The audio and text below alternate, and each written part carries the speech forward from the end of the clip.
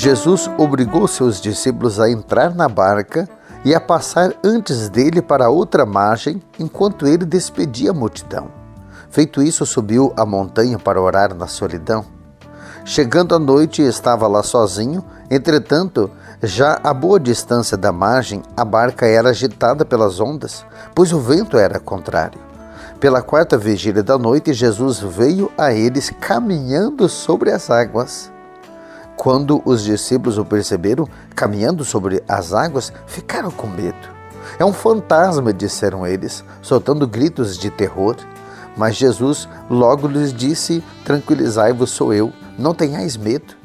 Pedro tomou então a palavra e disse: Senhor, se és tu, manda-me ir caminhando sobre as águas até junto de ti. E Jesus disse: vem.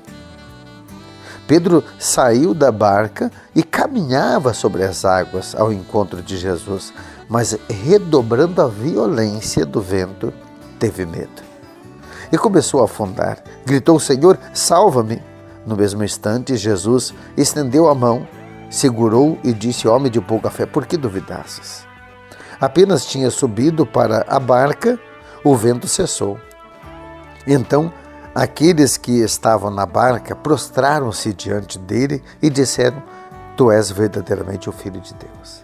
Palavra da salvação, glória a vós, Senhor. Mesmo antes de nascer, o Senhor te escolheu para teu nome anunciar, levar a paz e a tua luz. Ele te fez uma pergunta, basta só... 19º domingo do tempo comum. A liturgia de hoje nos fala da fé. Olha que, quando nós fraquejamos na fé, nós corremos o risco de perdermos a maior bênção, a maior graça que é vencermos as tempestades da vida. Já a primeira leitura, Elias fugia da ira da rainha Jezabel, que o tinha ameaçado de morte por ter vencido os sacerdotes de Baal, aqueles que adoravam um Deus falso.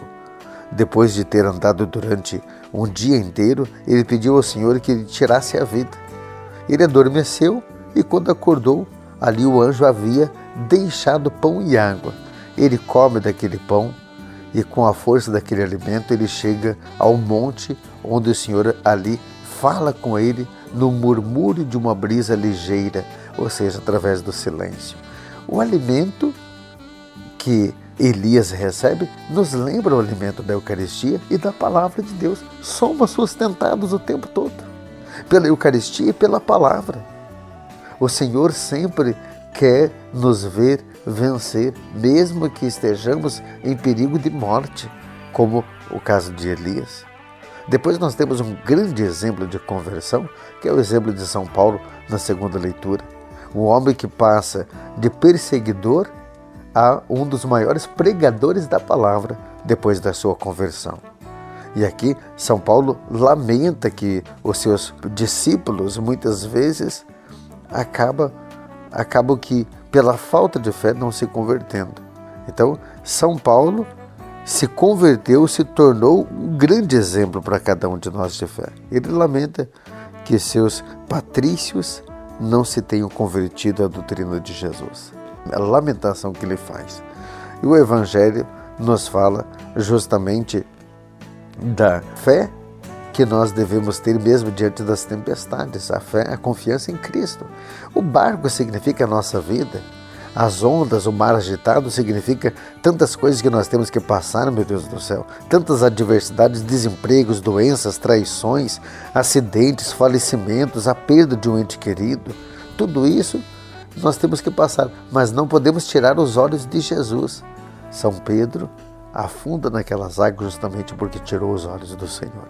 Senhor, dai-nos a graça de compreender essa palavra e que essa liturgia de domingo nos sustente para a semana, para que possamos nos alimentar sempre daquilo que nos move, da palavra e da Eucaristia.